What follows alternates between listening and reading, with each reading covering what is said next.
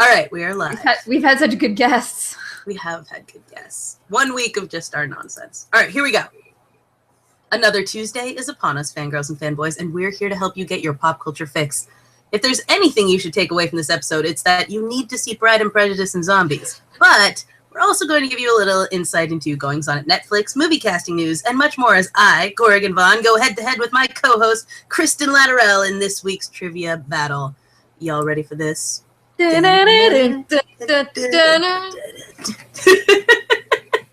takes me back to the 7th grade. 7th grade. Yeah. 7th grade, I was growing out my bangs. It was a rough year. Yeah, 7th grade is a bad time of life. It was like right before I got my braces, and I was trying to grow my bangs out, but I didn't really know how to grow them out, so it was just like awkward. It was so awkward. It's just a weird lifetime. You never hear anyone nostalgic for middle school. No, like, middle school is the worst. I wish I could do that again. It's the worst. God, you have so many feelings. You don't know what to do with them. You're breaking out. Your hair's terrible. Yep. I mean, things have only marginally changed since then, but true. You know, that's so true. I've but it's like now you're used to those things. Yeah, you know? They're all like new then. Yeah, you're just like, why is this happening to me? Yeah. And then you get older and you're like, oh, it's adulting, and adulting sucks. Yeah, adulting sucks. It's the worst. I'm against it. I've been listening to that 21 Pilots song a lot, Stressed Out. No. I just sometimes I say okay to your things. It's that one. He's like, so that you don't have to. So you don't give me that look of like extreme disappointment that I don't know what you're talking about. It's okay. This is like current, so I don't expect anything of you. It's the one that's Good. I'm glad I'm on a pop culture podcast. You don't expect me to know anything current. Oh God! On this, you should get someone else. I need someone who's a little more with the times. I need someone who knows what Netflix and chill means, because this one has no clue. No, Kristen, that's a sad time. Kristen used that one in an inappropriate multiple context. Multiple times. It just takes the one time someone finally tells you that's inappropriate, and then you have to like go through your mind. Nobody did. Probably, yeah. I'm guessing just because the people in the context in which you were in had no idea until you say it to teenagers, and then they just laugh at you behind your back. Exactly. This weekend we had the best day ever. So that's what it's being dubbed. It's been dubbed. It's going to be very difficult to top the best day ever. That was my echo. That's good. No, it's good. It worked? Yeah. Did you feel it?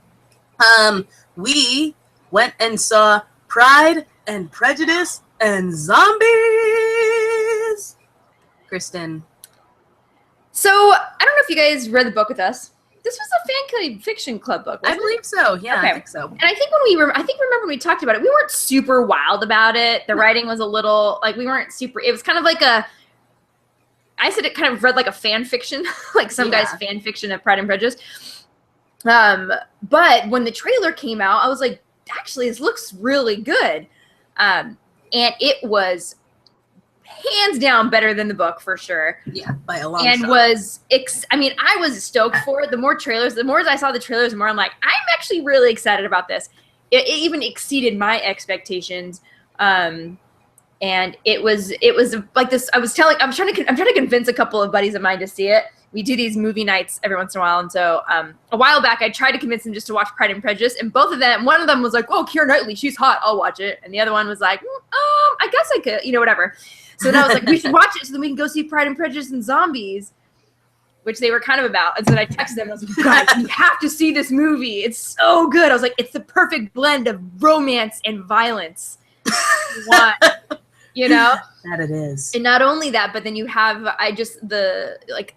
Lily James is so great as Elizabeth Bennet, and really though the guy that stole the show was Matt Smith, who wasn't in the early trailers, or maybe I just didn't remember him being in them.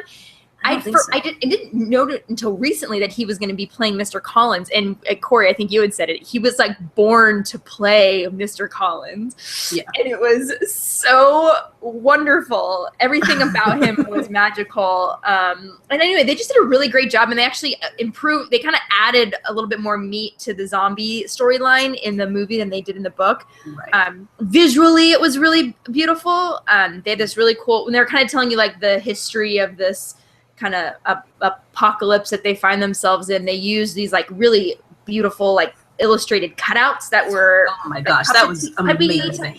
It was really well done, and everybody in it was fantastic. And honestly, I can't say enough about it. We loved it so much, and I'm like, our new goal, all of us were like, we're gonna find as many people as we know to go take back and see it. So I'm working on it. I think I've convinced one person so far to go see it with me. So I am not doing that well, but there was a moment today where I considered just going and seeing it by myself. Like I was like, oh, I'm kind of in like a down mood. Like maybe I'll just go see Pride and Prejudice and Zombies again. Like that's a pick me up. I'm all for it. And it was one of the things, I mean, as these trailers come out, Kristen has been more and more swayed by it. And I've still been a little hesitant because I don't like Pride and Prejudice and I don't like zombies. So I was like, but I was going to go down because, you know, it was a thing we were doing and it seemed like fun to go. If I was going to see it at all, I was like, this is the context I want to see it in. Right. And I was blown away by it. Like it was just perfect. It improved upon all the things I hate about Pride and Prejudice. And I have seen so many Pride and Prejudice movies and remakes and, you know, homages to it and things like that. So it's hard not to know already the characters and all the kind of stuff if you've seen like any of this. So I'm familiar with it. I've read it, yada, yada. And all the things that I always say to like Kristen and to Bree and so forth. I'm like, there just doesn't feel like there's any stakes to this story. It's like, I don't care. I kind of don't like anyone. And I don't get like why it's important to read this. Like, and this Pride and Prejudice and Zombies just like amplifies everything. Kristen, I think you said that like, how did you put it? You were saying that it like took everyone's characters and like just like magnified them. Yeah. It kind of, people you didn't care about, all of a sudden you're like, I care about this person. Like he was kind of a, you know, nobody, and then you care. And and honestly, guys, it's a testament to the fact that I personally really enjoy Pride and Prejudice, and I love this movie. So there's that for you. And then it's Corey, who absolutely hates Pride and Prejudice and loved this movie. So I feel like you really have the best of both worlds. You have to go in not expecting. You have to go in. I mean, I know there's like some like purists for Pride and Prejudice, which I'm not. Don't get me wrong. I do think the original like Colin Firth version. Oh, and there's a great, beautiful, perfect homage to Firth, Mr. Darcy. That was pretty great. I'm not going to spoil it for you, but you need to see it happen. You really just have to see it happen in order to appreciate it. It was one of the, and it was pretty close to the beginning, I think. Anyway, whenever it happened, I was like, oh my gosh, that's it. I mean, if I wasn't already in, I was definitely in after that. But it's just great, and the costumes are beautiful, and the people are awesome. And I like I said, I can't say enough about it. So do yourself a favor, go see it. You'll love it. We had a great time. We just gushed about it for like an hour afterwards, and then we'd be like, oh yeah, and then this, and then we'd like eat and talk about other things, and then someone would be like, oh, remember this part, and we're like, ah! We went to Ritter's afterwards and unpacked it, and it was great. The funny thing is, too, I don't know if I mentioned this when we went and saw it, but I had, for whatever reason, I don't know if I had seen a meme or something, but the guy who plays Wickham is Jack Houston. Jack Houston. And so, you know, he's related to like Angelica Houston and all that kind of stuff. But he grew up in Britain, so he's got an actual English accent and all that jazz. And he was on Boardwalk Empire. And for some reason, even though like Boardwalk Empire wasn't really my jam, the other day I was watching like clips of him on Boardwalk Empire and interviews with him. And so it just so happened, like, I don't even know if I realized that he was in this movie. But then like 2 days later, I'm like, oh my God, it's Jack Houston. So I was like in the zone for that to happen, even though obviously Wickham is like a terrible character and you hate him and everything. He was so good at it. Everyone's just so good at it. And it's like hard to like overstate how great everyone was, especially Matt Smith and his awkwardness that made you cringe and laugh. Like, Kristen, I'm surprised you could handle it just because he was so incredibly awkward, but he made it work. But it was like this weird mix of like, and I think it's because like Mr. Collins, I was expecting it too. Like I know him, like he is the awkward person in that movie and in those books, so he always is that way. Yeah. And so you're emotionally prepared. So I was emotionally prepared, and two, there's for some reason his like awkwardness, because it never seems quite as embarrassing because of like the way that the Bennetts treat him. I mean, they treat him terribly. They're like kind of rude and snarky to him. Yeah, constantly trying to exit any room. Yeah, and so like they're not really embarrassed by him, and he's not embarrassed by him, and no one else is embarrassed by him. So the fact that nobody else in the whole story ever seems to think this, I mean, they all think he's an idiot. They're never actually really that embarrassed by him, other than the fact that he's kind of a weirdo. And they try to get away from him and think he's boring. So I think that kind of adds to it, where it's I'm like, no one else seems to be super awkward about it. I guess I don't really need to be. But he was, and now plus it was almost just like so endearing of how ridiculous he was. And, oh God, I just loved it so much.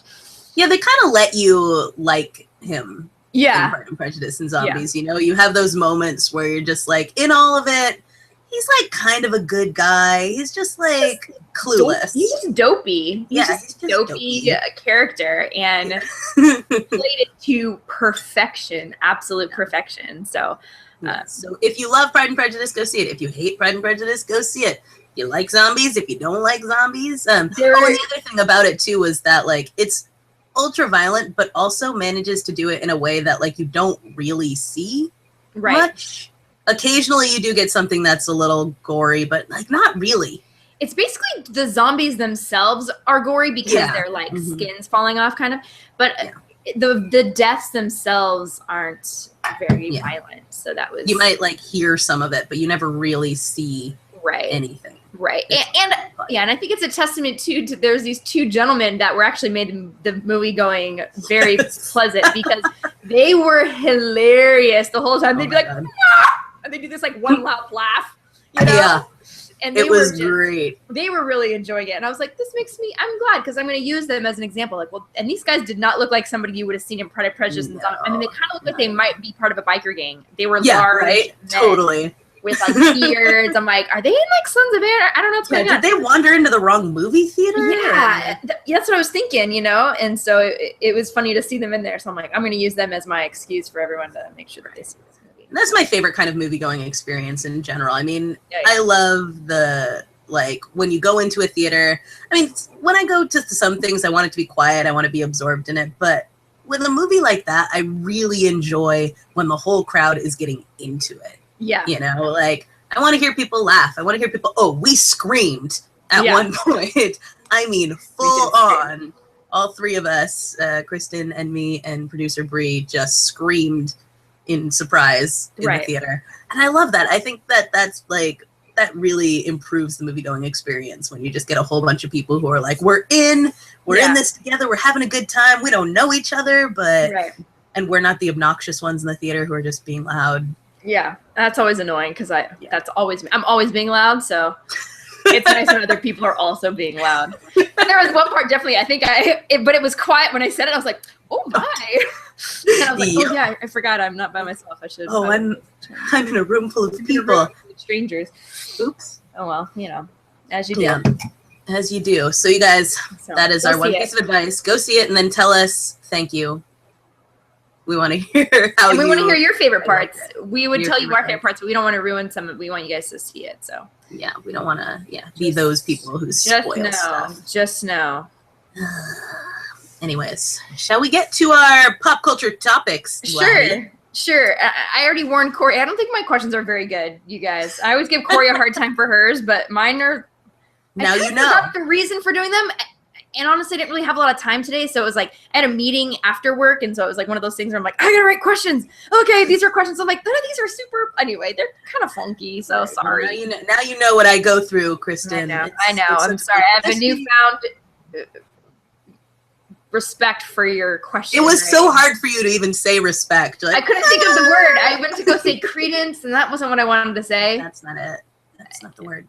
So this week, since we don't have a guest this week, we are just going to challenge each other and see who comes out on top in the battle of trivia wits. Yeah. So Kristen, would you like to start? And we'll see if we didn't come up with the same topics. I bet we did. I bet that'd be hilarious.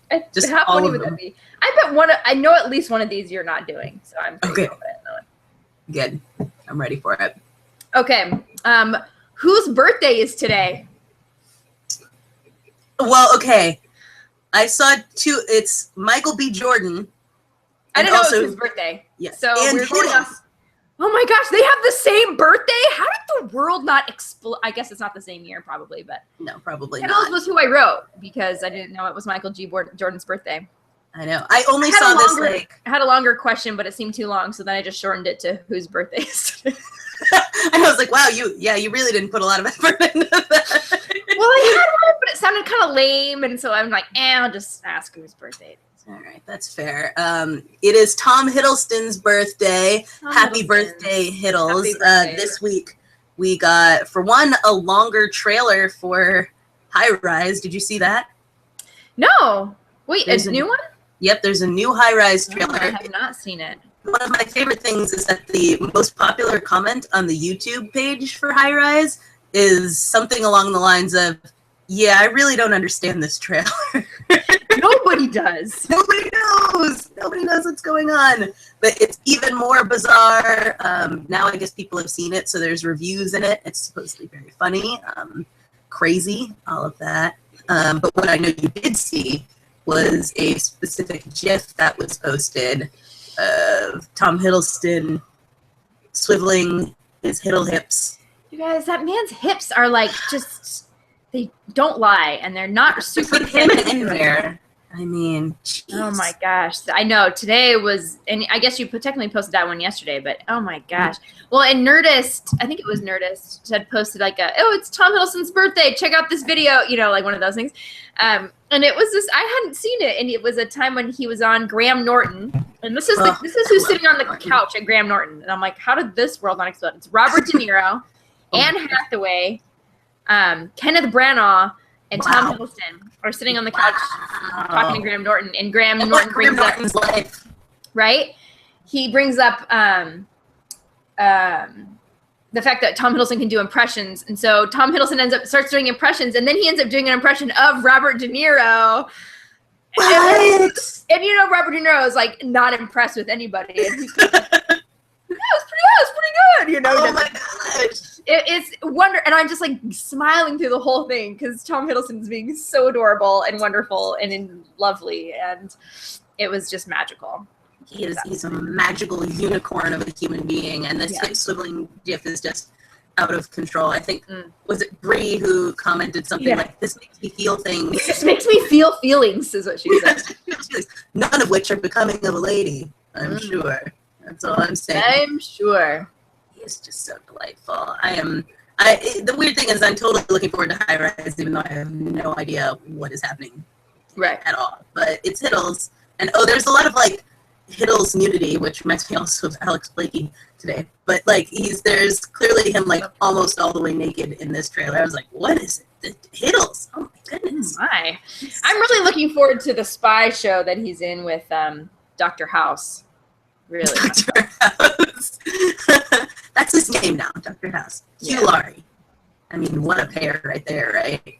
Tell me. I feel like these British actors manage to, because of like the length of a lot of the BBC series and stuff like that, they do so many things at once. So their A-list actors are just constantly in other series and stuff like that. And you're like, what? Ours don't do that. Ours don't cross over like that. They don't. I don't know if we want them to be honest. They should share more. They should share more. That's what I'm saying. Because it's like, I think Britain had the whole prestige TV thing figured out before we did. It's like now we're like, TV is actually, it can be just as good or better than movies are. And they're like, duh. Yeah, we know. So happy birthday, Hiddles. Happy birthday, Tom. We love you. You know how we feel. All right, let me ask you one then. And now I know you know the answer to this one because I saw you like it just before the Fancave started. So, this is not mediocre. what badass Hollywood actress was just announced as potentially being the villain in the 8th installment of the Fast and Furious franchise? That was one of my questions, but you wrote it better than me. Charlize Theron, who I think we've gushed. Also, Corey, your voice is being robot-y again. I don't know if I should tell you that. Sorry, it's like all weird. Is it as bad as last time? It's not as bad. Like, I can understand you. It's just kind of annoying. That's anyway, frustrating. sorry, I just thought I'd tell you that. Okay, well, continue. Anyway. I don't have any control over this. I think it's just bad internet in my complex. Okay. So anyways, they just kind of released this, and it's in talks she is, so this could definitely change, obviously, but in talks it is for Charlize Theron to be in Fast 8 playing the villain, which would be so, because we all know how well she plays a villain. Girlfriend is, and we know she can drive because she's been obviously Mad Max, but also one of my favorites, The Italian Job. She also is really great. And I think, and we actually, when we went and saw Pride and Prejudice and Zombies, there was a trailer for the prequel to the Snow White, the Huntsman in the Winter's War. And I think we've talked about the trailer already on the show before, but and how stoked we are, and how just what a great villain she plays. So I'm all about this. I can just see her being less like calculating, but like I feel like she'd be really glamorous, but then she'd like hop in the car and be able to kick everybody's ass, you know? Exactly. That's where I feel like, you know, kind of her strengths are, where it's like she's a little disarming and like how beautiful she is. It's like, oh, she's so pretty. And then she's like, also, I will kill you with one arm. You know? Because I don't only have one arm, so I will kill you with the one that I have.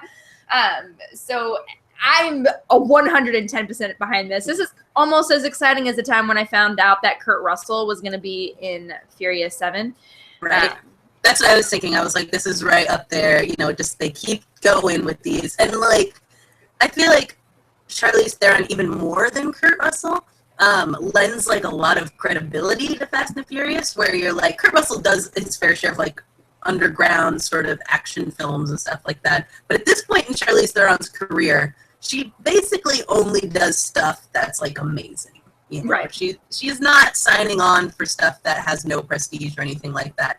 So not that I think Fast and Furious needs extra clout, because I've always known it was awesome. Yeah. I think in terms of taking it seriously, putting her in it is kind of like an acknowledgement of what this franchise actually means and like how big and important it actually is. Yeah. You know? I mean, I guess I say that where still at this point, Kate Winslet is doing Divergent movies, so that's not always the case. But regardless, I like what she's doing for this. I'm stoked. I'm all about it. I think she'd be so good. And I liked that that my friend Wes, who has been on the Fancave a couple times before, I think, was like, I hope that she turns from being the baddie and becomes part of the family. I was like, I'm for it. I obviously would be all about it. Yeah, let's keep her. I mean, we lost our one like blonde, blue-eyed person in it, so now there's an opening for Charlize to come in. We did. She can be our Brian, our former villain. She can be our and Brian, if you think about it, in a way, turned. If you think about it as Dom always have been the hero, Brian also was the villain, bad guy in the first movie. Family. So, depending on how you look at it, that could be a thing, you know? We're on to something here, you guys. We are. Once again, Hollywood, if you don't consult us, you'll never get the answers that you're looking for. Target audience right here. Give me all the tips. We will not lead you astray. I know. We know what people want. We know what the people want. It's true, we do. Fancave. All right, hit me with another. All right. After you've read your question, mine really suck. Who's remaking the Full House theme song? That was one of my questions too. And it's Carly Rae Jepsen. Carly Rae Jepsen. And it's bad. Carly Rae Jepsen is they showed a new kind of full-length trailer for the Fuller House show that's going to be starting on Netflix on the 26th of this month. And it starts out with the old version of the song, and then it kind of goes into I actually kind of didn't realize her version had started until the trailer kind of ended and people had stopped talking. I was like, oh, wait, what's happening here? What is this? I was like, why'd you do that? But I mean, I guess I get it. You can't really keep the same theme song. You got to have a kind of revamped one. But I don't know. X-Files did it. They have not only the same theme song, but literally the same footage from 1993. Yeah, they do. Opening. So, X-Files. They go with it. Listen, did you watch the Grease Live that was on last week? I didn't. No. So, right before, I was about to be pissed, by the way, because I thought they weren't going to do Beauty School Dropout in it, and I was about to riot. But right before Beauty School Dropout, they had Carly Rae Jepsen sing like an original song for it, and it was terrible. It's just like, it didn't fit with the rest of the show. It's like all bubblegum pop and all that kind of stuff. And I've heard people claim, I haven't listened to Carly Rae Jepsen's album, but I keep hearing people claim like, oh, people only listen to Call Me Maybe, and they don't realize she's actually got a great album. Between stuff like this and the Full House theme, I'm like, she just sounds like bad radio Disney pop to me. Like, that's not what the Full House theme song should sound like. It's so generic and lame. But part of me is like, the old one was so like iconic, right? For us, like, what are they gonna do? You know, it's like they couldn't even come up with something new. They're like, let's just have this girl who's kind of popular redo it. I don't know. Honestly, I know you're not pro this show. I'm all about it. This trailer looks so cheesy and amazing. I can't even handle it. Like, I'm so 100% into it. I can't even tell you. Like, how do you watch this? Like, this is activating my cringiness. I'm like watching. I'm like, it's all the references to the taglines from the old one. It's gonna be so good. Ugh, Corey. No. It's okay. I'm okay to disagree with you on this one. I was watching the trailer and I was just like, oh, come on. Kristen has to be with me on this one. This is embarrassing. Come on. It's so great. Oh, boy. Oh, man. Anyway, but so yeah, Carly Rae Jepsen kind of butchered the song, but I mean, what else was she going to do? It's not like she's going to make it better. It's no. I guess to me, I feel like either they should have kept the old one or just gone with something new. But I guess this overall is my critique of Fuller House. It's just like, do something different or do the same. Like, this is what's happening here is not working for me. Mm-hmm. But you know what? I am excited. You know, all of them, as Uncle Jesse points out in the trailer, they all look good. They've held together very well. Well, and he looks exceptionally good. So yes. I mean, come on. John Stamos is... Oof. No, he's like a mythical beast of some sort that does not age. Sucks the lifeblood from other people. He does. I think he's found some kind of unicorn that he's got, or the Philosopher's Stone. Right. For some reason, I don't know why in my head Philosopher was Velociraptor, and I was like... No. What's interesting is I'm listening to this podcast about Genghis Khan. Yes. As you do. As you do. As you do in your spare time. Don't you guys do that? I downloaded that podcast. And so. It's so good. Although, well, you know, actually, this isn't the place to get into that whole other topic. But the point of it was that there is this point in the book where, in Genghis Khan, apparently, and now basically everything about him is kind of legendy because no one wrote anything down. The Mongols weren't big like writers or readers or anything. So, but there's a story that he was trying to kind of find this like secret of maybe youth, or like, you know, he was talking to, it was like a Buddhist monk or something. He's like, is there like some kind of secret you have to like being young?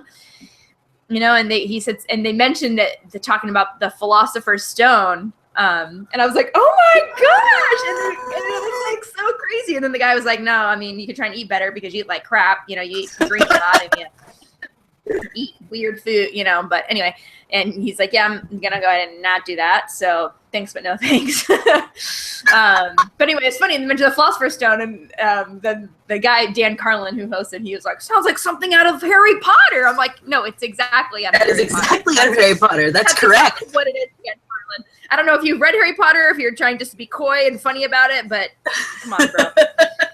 Anyway. It's literally the exact same thing. That's actually what the first draft of that book is called. Once upon a time in J.K. Rowling's life, before she was consistently ruining Harry Potter, she was full of all kinds of great ideas. Like, honestly, in my day-to-day life, I feel like regularly I discover things that I see as the genius of Harry Potter originally, where I'm like, that word, I see this word somewhere, and now I know what it means. And, oh, that's why she named that character that, or that's why this spell is that. Like, dude, that's insanity.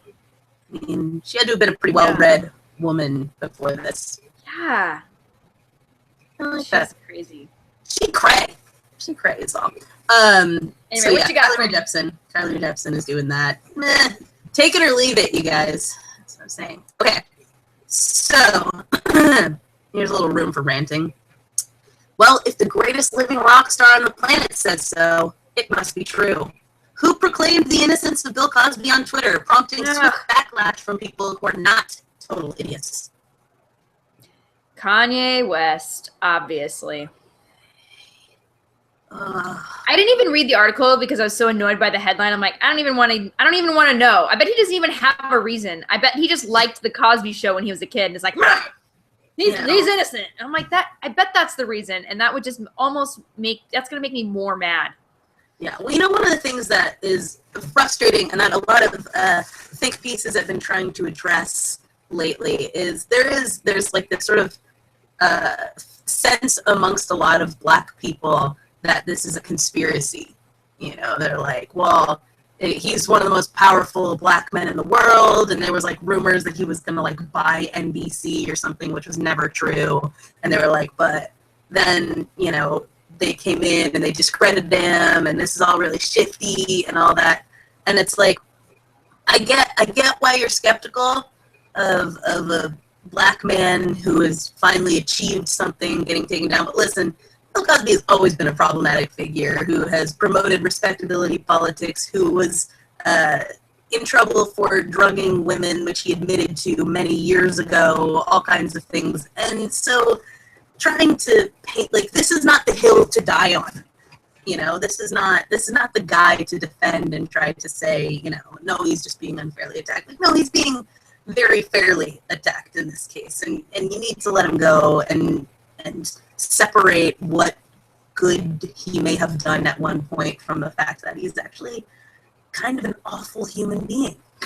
You know, like, yeah. Sucks, but that's the way it is. And so I feel like Kanye didn't explain himself. It was just like an all caps lock tweet that said, Bill Cosby is innocent. Like, no. That sounds like something he would do. Just like, I have no basis for anything that I say. I just kind of, this is what I believe. You know, I'm like, bro. Well, one thing I will say, when it comes to Kanye, I tend to sort of defend him. You do, actually, now that I think about it. You're right. Yeah. I tend to usually think that he's, when he has a point, he can be very eloquent about saying it, and he actually, you know, once he sheds the persona, because it is a persona, obviously, I think he generally has like a lot of smart things to say. He's usually got a lot of sort of poignant critique that gets buried under the ridiculous Kanye exterior. But at this point, I'm like, bro, no, I can't defend you on this. I can't.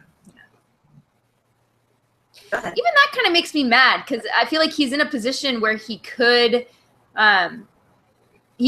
really, if no, like you, now I don't look at his stuff as closely or as much as you do, so I can't really speak so much to the fact of him being eloquent. But let's say that that's his thing, and he can be eloquent and have these arguments that are actually really well thought out. But then I was like. And yet, so then what makes me it's almost more infuriating is that he chooses his persona to be this like thoughtless, kind of careless person who just knee-jerk says things and then never really apologizes, is just kind of like, what? This is what I am. I'm like, yeah, but everybody else when they screw up has to apologize. So you're like, for some reason, don't need to because your persona is like this carefree, I don't really care what people think of me. And I was like, you could do like, why don't you channel this like opportunity you have into like being that smart, well thought through person like all of the time? Like, isn't that great? For me, this is mind-boggling. Where I'm like, I feel like you're working against yourself while you're working for. It's like, almost like he's working like this at the same time. Like he takes like 2 steps forward and then 3 steps backward, but on purpose, you know? Right. Whereas like most of us, like we say something stupid and we're like, oh man, I totally screwed up. He's like, oh no, like I totally meant to say that. That's what I want. You're like, what? Like, why? Like, yeah, no, you're absolutely right. I think, so that's almost, anyway, whatever. Well, it's this weird sort of thing, like, I don't know, that I guess we can all say people who watch that kind of stuff and pay for this stuff are complicit in to a certain extent, but it's like, it's what makes money is him being that brash person, you know? And so there's this, like, I mean, you get these critiques. I mean, Beyonce doesn't have the same persona, but you get critiques like this with Beyonce too, you know, and people of that nature. Kim Kardashian, it's like they make money off of things that are like going against what are actually the interests they should be into, you know. But it's like, this is how they got their fortune. This is how they got their platform. And so when do they take it off? You know, when do they shed all of that?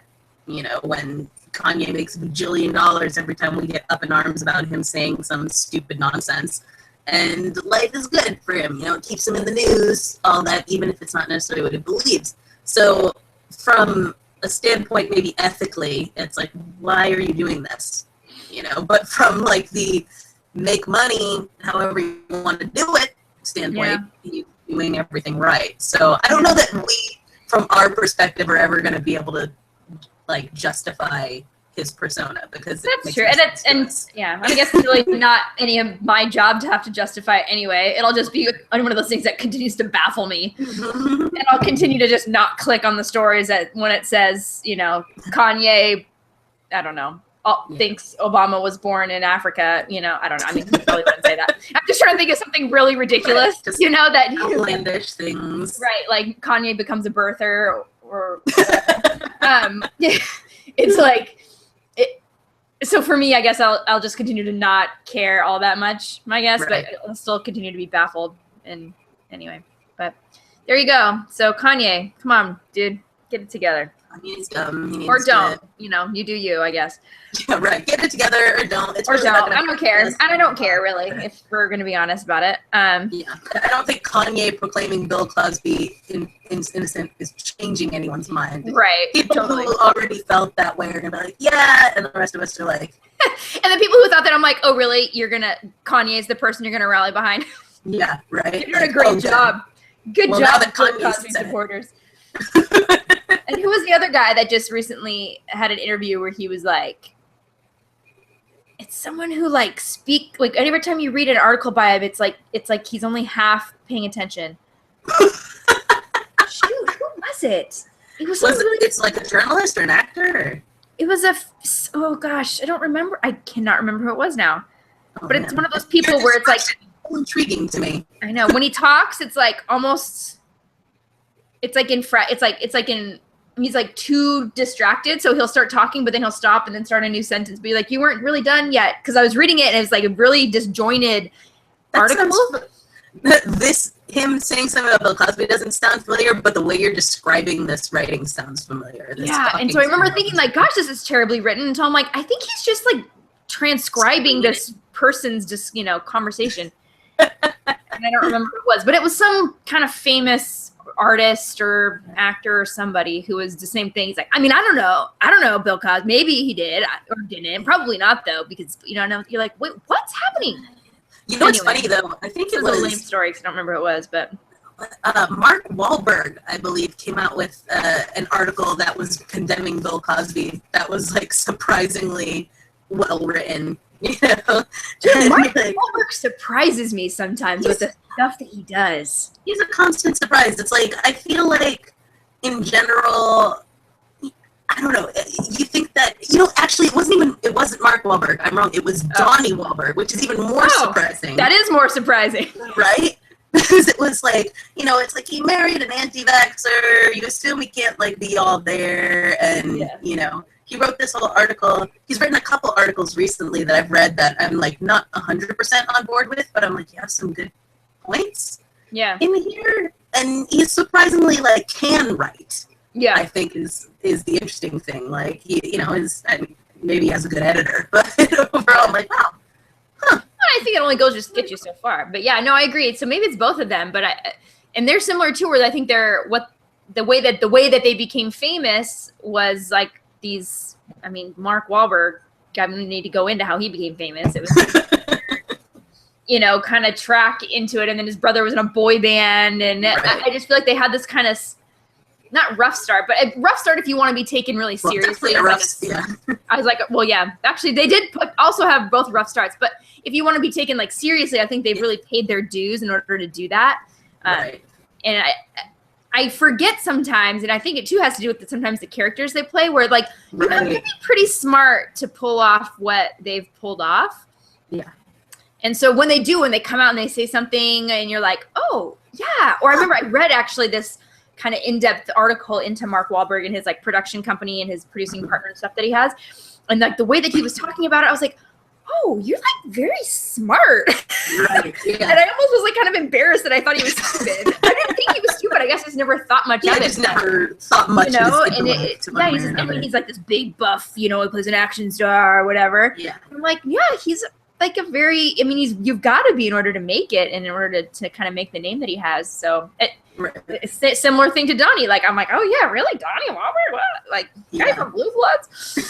Especially with Donnie Wahlberg's persona, because you have him as Lip in Band of Brothers, you have him on Blue Bloods and things like that, and he plays a lot of like, or when he made his comeback really in Sixth Sense, as a lot of like very serious characters and things like that, and then his persona in real life is so goofy and crazy, and so he's really kind of unpredictable, in terms of that. Like, who is Donnie Wahlberg gonna be today? I don't know. Like, he came and did like a rap on the New Year's Eve thing. Oh yeah, I forgot about that. Yeah, it's like the state of 2015 rap on there, and you're like, who are you? What is this? So, you know, that's kind of funny to me. Yeah. I appreciate, you know, those layers. Yeah, me too. Layers. And when it comes to Mark Wahlberg, you think about like just the genius of Wahlburgers and what that has done for that business and for that family and everything. Like, kudos, bro. Is it my question or your question? My question. Okay, do it. The CW is bringing what comic book to life? I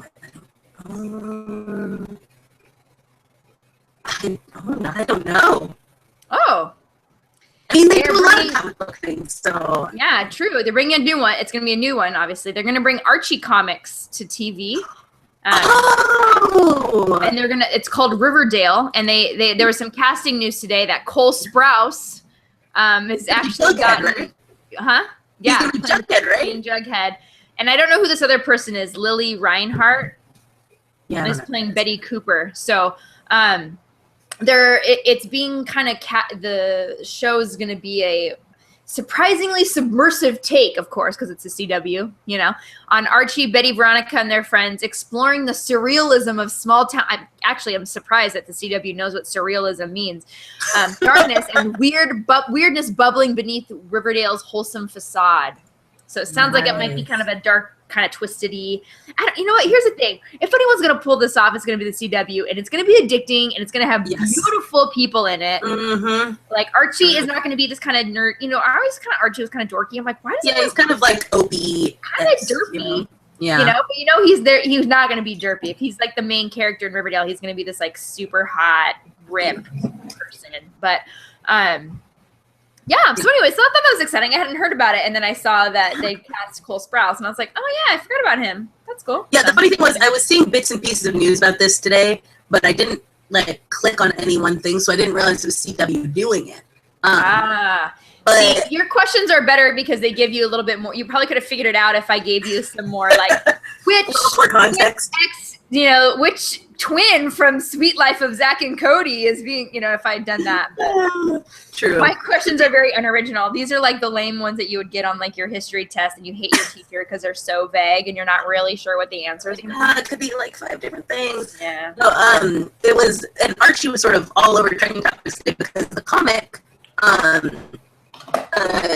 apparently it came out that in the comic, Jughead is asexual, which was like unusual, you know. That's like Archie in general at this point. Is Archie's always doing these things that are sort of progressive in it, and so, you know, they had like the gay character and an asexual character, and like the storylines were really interesting and different, and they also have Archie Afterlife with Archie is one of the Archie series, and so that's like dark, basically kind of like Buffy the Vampire Slayer-esque Archie comics. Yeah. So I've been reading Archie and Jughead and Afterlife with Archie for a while now, and I'm excited at the idea of them putting this out. And I went to an Archie panel at Comic-Con like 3 or 4 years ago, and really hearing the way that the company envisions Archie going and the way that they think about like their targeted audiences and all this kind of stuff.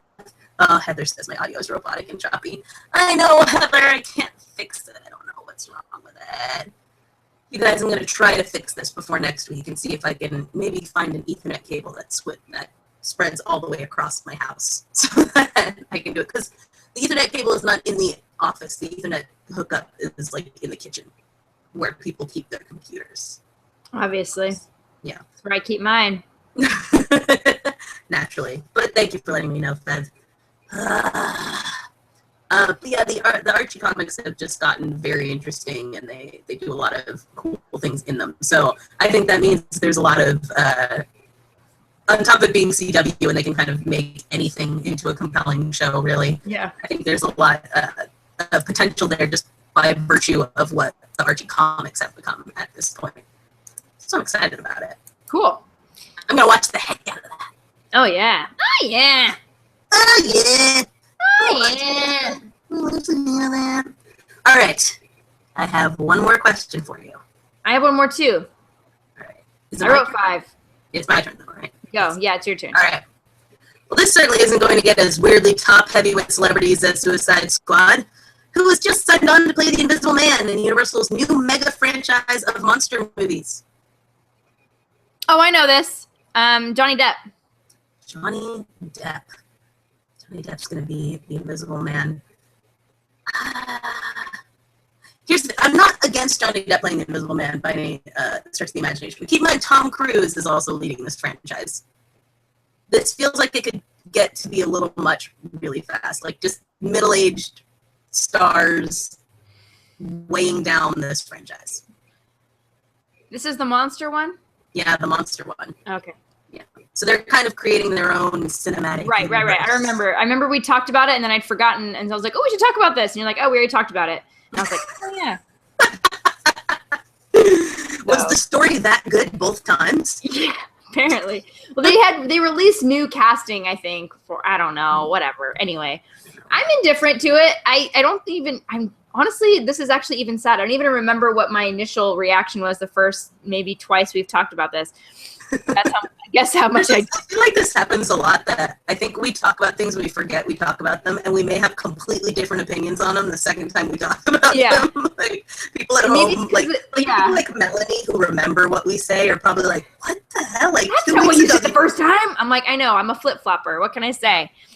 Yeah, so I'm kind of I mean, it sounds like a cool concept, don't get me wrong, but I think it's almost like, I guess the reason I'm sort of indifferent is because we've heard really nothing to maybe grab my attention about it other than the people who are involved in it.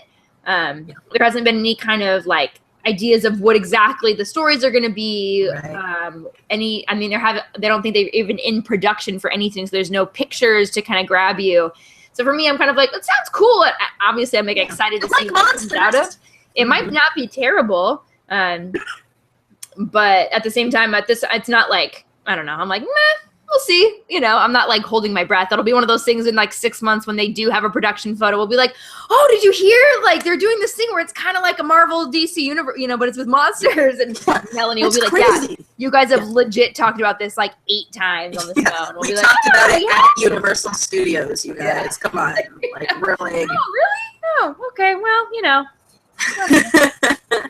But yeah, I just think, I don't know, like Johnny Depp and Tom Cruise in these films seems like a lot to me. But I'm open to it nonetheless because I think monsters are fun. I think this could be a cool set of films. I'm like, Johnny Depp. It's one of those things where it doesn't, like, on paper it doesn't sound good, but there's lots of things on paper that don't sound good. Pride and Prejudice and Zombies on paper doesn't sound good, but it turned out to kick ass. So, Abraham Lincoln Vampire Hunter, not great on paper, but yeah, I didn't see that one. I'm not really gonna get behind you on that one, but I didn't see it, so I can't. Also, I tried to read the book, but I was like so annoyed by the introduction. I was like, nope, that's fair. The movie's better than the book. Okay. Yeah. Poor Seth Grahame-Smith kind of has that going for him. He really good, dude. But the thing is, I think he often writes the movies too. So as long as his writing is good when he gets to the movies, maybe it's okay he should be a screenwriter and not a novelist. Yeah. I want to say he wrote some screenplay recently for a movie, and that wasn't a book. That like he just did that way. So maybe that's it was a really smart entree into it, because it's probably a lot harder to break into filmmaking than it is to write a book that people are like, oh, that's an interesting concept. So yeah, that's a good point. Good point. He's smarter than all of us, that guy, even if he's not a better writer. Yeah. Final question, laddie. Final question. This one's kind of more for me. Yeah, you may not. Maybe you will. Actually, I think you will know this one. All right. This gymnast scored a 9.925 for her kick-ass floor routine for UCLA this week. Nope. Not a clue. Oh. Tell me about it. Sofita De Jesus, first of all, is not your typical gymnast. She's got this like bright blue hair, which is incredible. Braids. They're in first of all, she has braids. Second, it's a bright blue like tip, like she colored the tips of them.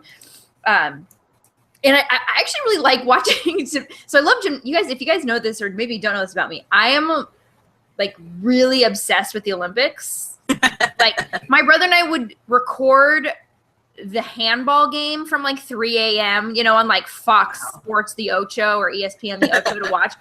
But I had my friend tape for me, like record for me the men's hockey game, which was on at 4 a.m, and it was like this intense endeavor. Anyway, I love the Olympics like more than life. My brother and I have named a sandwich that we make we call it the Phelps Delight, and we make it when we watch swimming for the Olympics.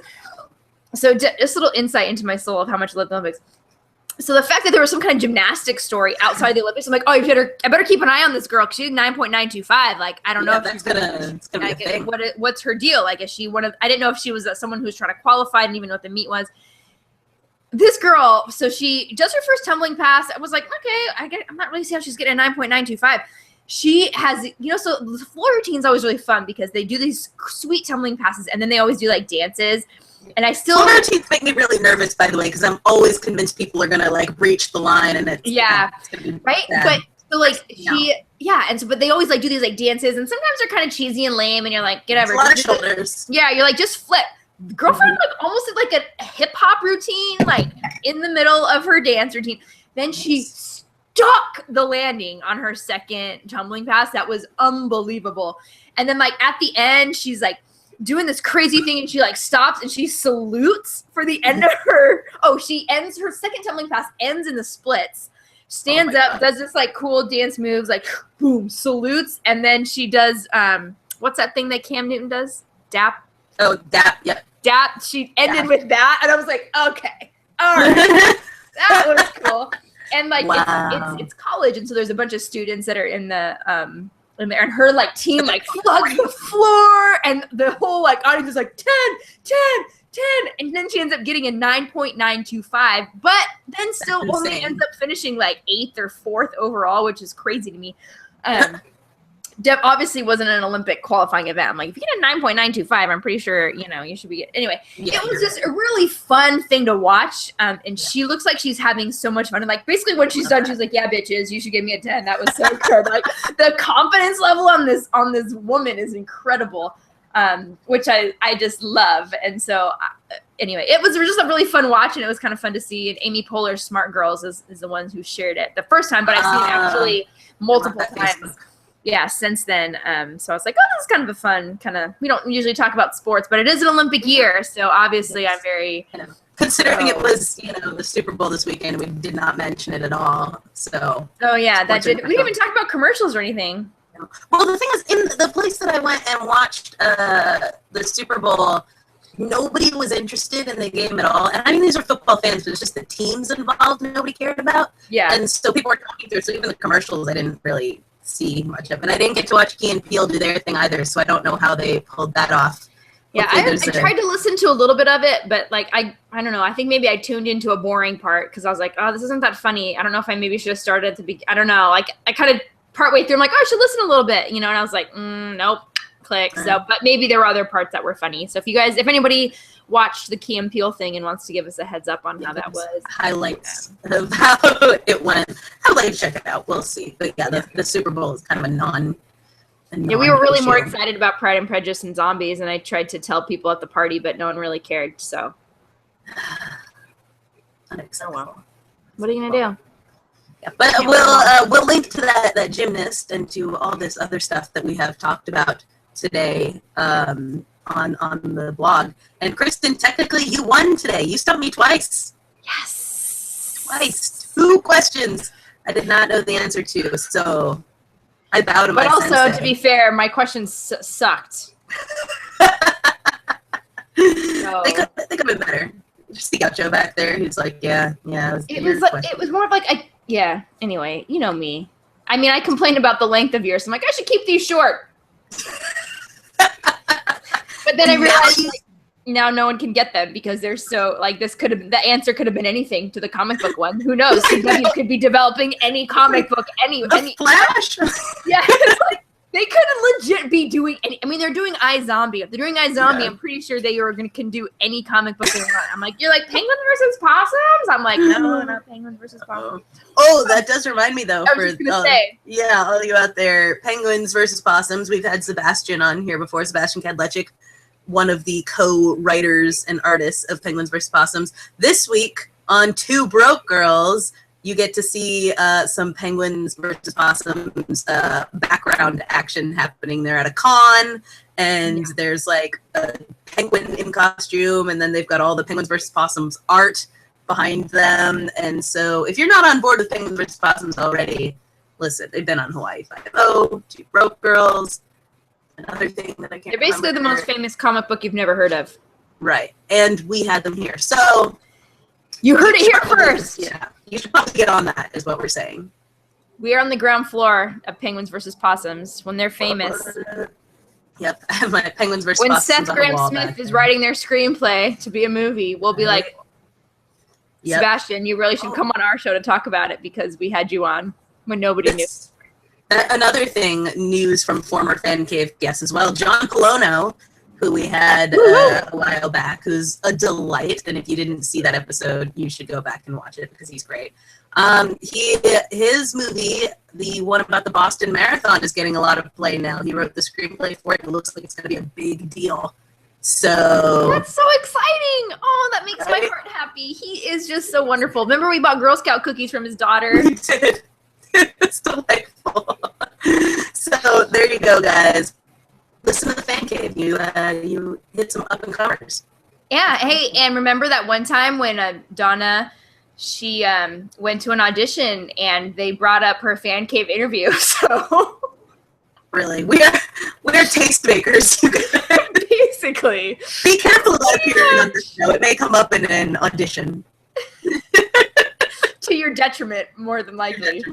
Yeah. Ugh. So with all of that, then, that's about what we have for you this week. So thank you so much for listening, hanging out, playing along. I hope you did well on this, maybe better than I did. All of the answers and questions and links and whatnot will be up on electricfeast.com, and you can follow us on all the things. You can subscribe to us on iTunes, Stitcher, SoundCloud, wherever fine podcasts are found. You can subscribe to us on YouTube as well to see the video version of the podcast. Follow us on Twitter and on Facebook, Electric Fan Cave, and again, electricfeast.com for all that goodness.